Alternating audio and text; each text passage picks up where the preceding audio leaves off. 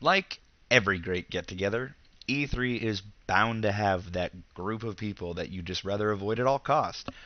You know the ones that I'm talking about, those people that cannot stop talking about themselves, the ones who think that everything they do shapes the very fabric of our galaxy. With delusions of grandeur, they continuously inflict us with their bounty of knowledge as if we would shrivel and die had we not been privy to such information. Now, the only problem with people like this is that they usually have something that you want, like money, power, or say, I don't know, video games.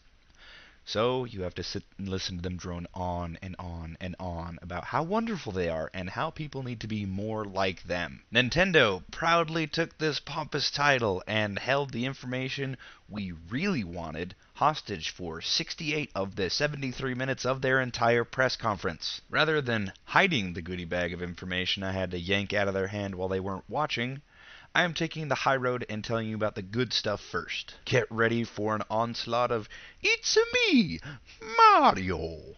Now, like 90% of the games that they announced were Mario games. The best of which I think is Super Mario Galaxy 2. And you get Yoshi!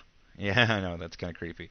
And 90% of the game will be new, or even 95%. Like, huh? What you get?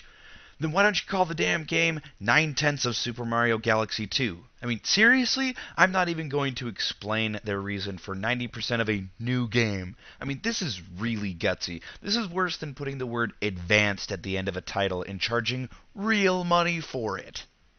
Whew. Alright, I'm good. Okay, now that I'm over that little rant, sorry about that. We move on to Bowser's Inside Story. Drugs. Drugs are the only way to explain the reason behind the creation of such a game. I kid you not, Mario and Luigi's new RPG on the DS literally goes inside Bowser.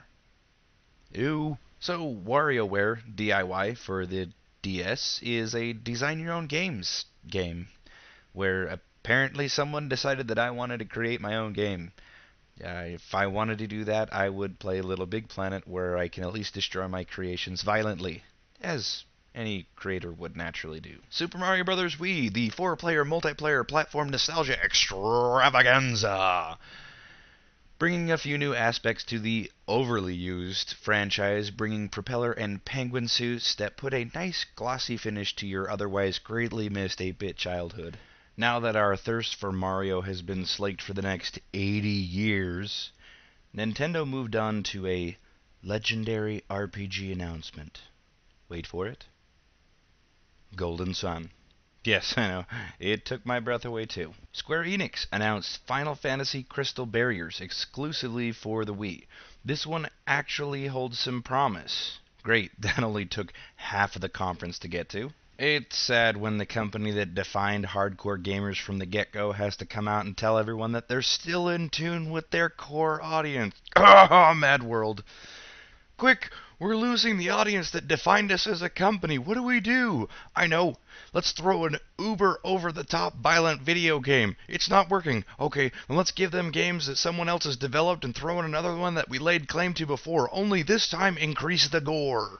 I sense many of you are thinking, default user, what on earth are you talking about?